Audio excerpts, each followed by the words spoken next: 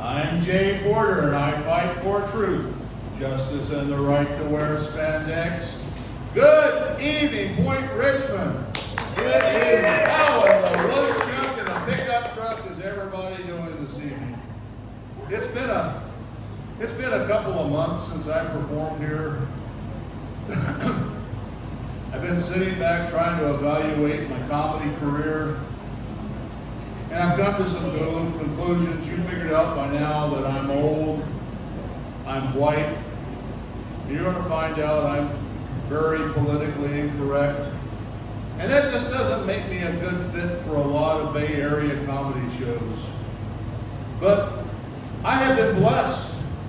I have been performing in a good number of comedy shows that are produced by black producers. And let me just say this in honor of America's 250th anniversary.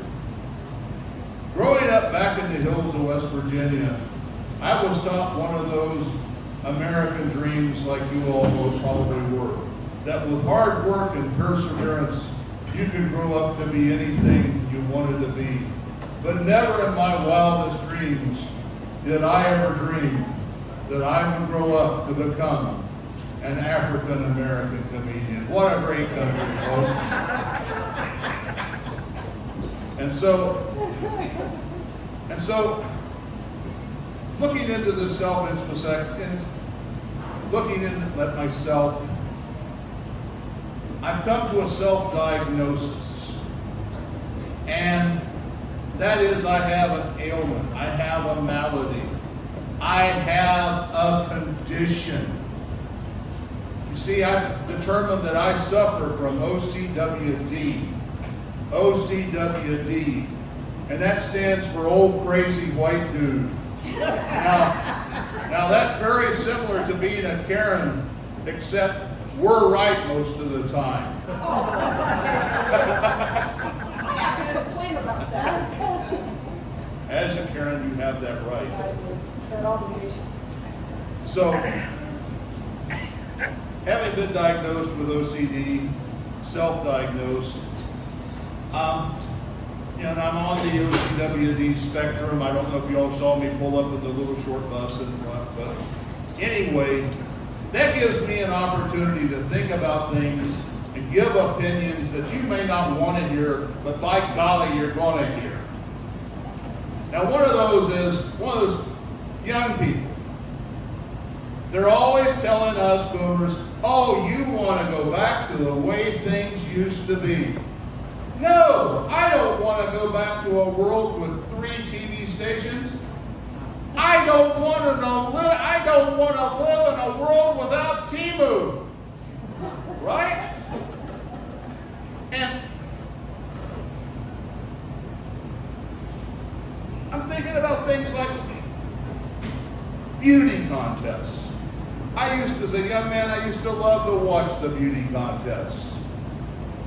Miss America, Miss USA, Miss Universe, all the beautiful girls. Now what do we got?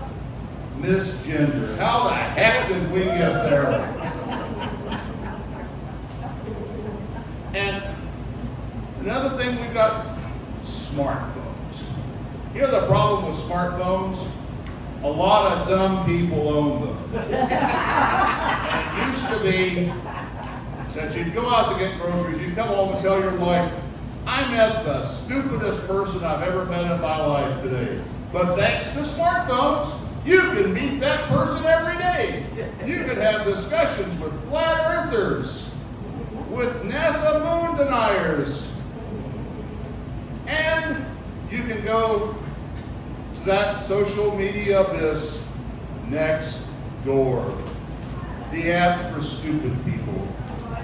Typical next door posts.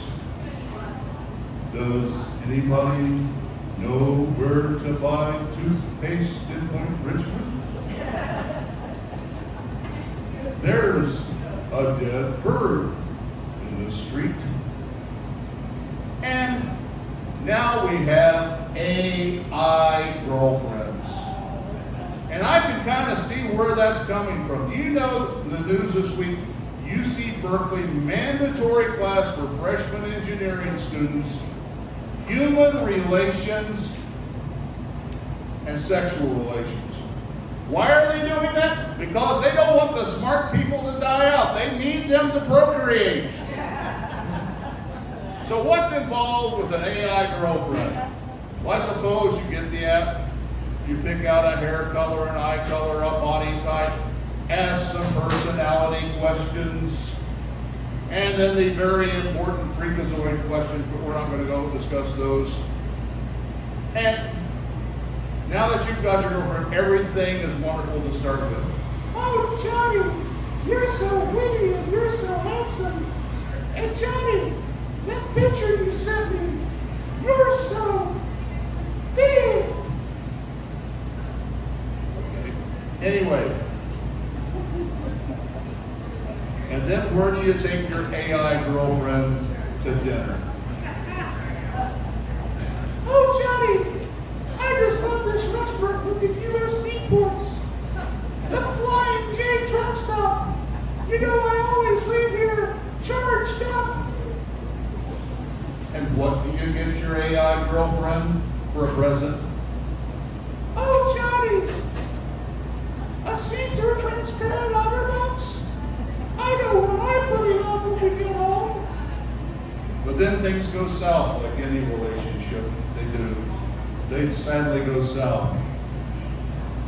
Did you see that stop sign? What are you trying to do? Recycle me? Oh, yesterday you were on airplane mode. Out town? Don't you even think of taking the phone in the bedroom tonight?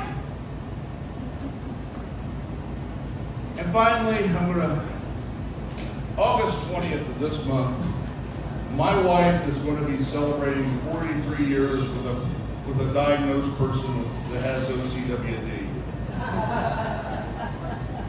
And occasionally, when you've been married that long, there are special memories that you got to share in public. And just a couple of weeks ago, see, our clothes washer had taken a dump. And so I was at the laundromat. New, nice laundromat, new machines, clean, very nice. Go in, use the restroom, and I notice, do a number one, that is TMI, but I need to share that. Anyway, there's no toilet paper, but there is a bidet hose. Now, about an hour later, my wife shows up to help me fold laundry. And after a bit, nature calls. And at that moment, I'm starting to grin like the Grinch from Who Stole Christmas. And I couldn't help it. My OCWD kicked in, and it kicked in. I can't control it.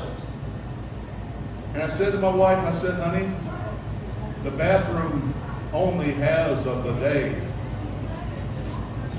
And I could see the wheels turning in her head. And I said, honey, they use them in Spain. They use them in France.